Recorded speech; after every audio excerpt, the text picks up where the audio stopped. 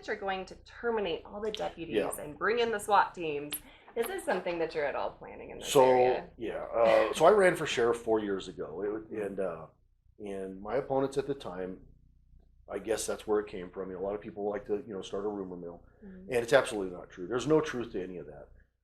As sheriff, it wouldn't be legally permissible, and I have no intention of firing any deputies. First off, that would be a dumb move on anybody's part, is to come in and get rid of people. I honestly believe, and we talked about the deputies a minute ago, I think the deputies and the staff here in Storey County, they really know the needs and what needs to be changed, and they have ideas already in place that maybe they're not being addressed. Okay. And I know as an employee at other places and over my lifetime, it seems like we always had the ideas on, we should do this or change that or do something. And it could be anything from parking out in front of the building to actual policing and policy changes and things.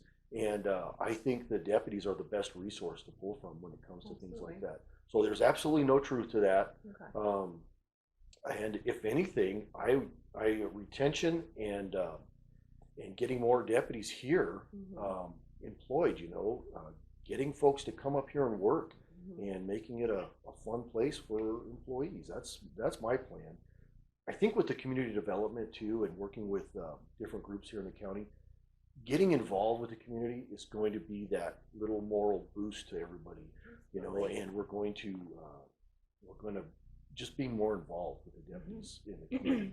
They'll like it, and it'll be fun. Absolutely. So, there's no truth to any of that stuff. Okay. And just to touch on the other note with the SWAT teams, I thought that was kind of funny. Years ago, I talked to people about being on the SWAT team in Carson City, and I have been. I was on there for 19 years, and I have a lot of experience in the leadership and the tactical end of it. Worked with a lot of great guys, and we did a lot of good things for Carson City with that unit. However, there is no need for that unit here in up in Virginia City, and I would never bring a SWAT team up here to so-called invade Virginia City, like I've been told. That people have said. If anything, getting the grant funding and bringing equipment and training to the deputies, so that they could handle a bad situation if it came up. That would be the way to go.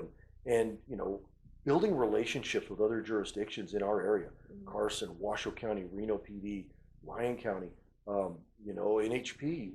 Building those relationships is the best way to get help. If you have a problem and you call up, then they come up and help, and vice versa. It goes both ways. So bringing a SWAT team to Virginia City is just ridiculous. Okay. Yeah, that's not even good to know. I think a lot of people are wondering. I think a lot of people are wondering about that. Yeah. And like you said, the training and stuff is great for just everyday officers, just to be prepared, just to have that confidence and just know that they can deal with the situation if need be. But you don't necessarily need a team for it, right? No. And with Storey County being so spread out, you're right. You may need to call in other resources from other places, especially during these big events in Virginia City. When you need all hands on deck, so to speak.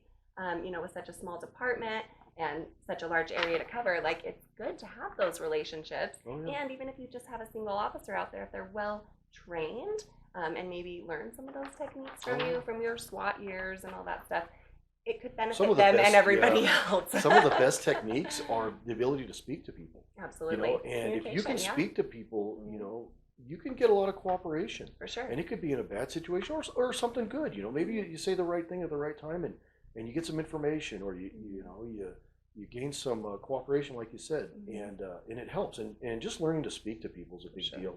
And I think that goes hand in hand with working with the community, getting the volunteer units involved.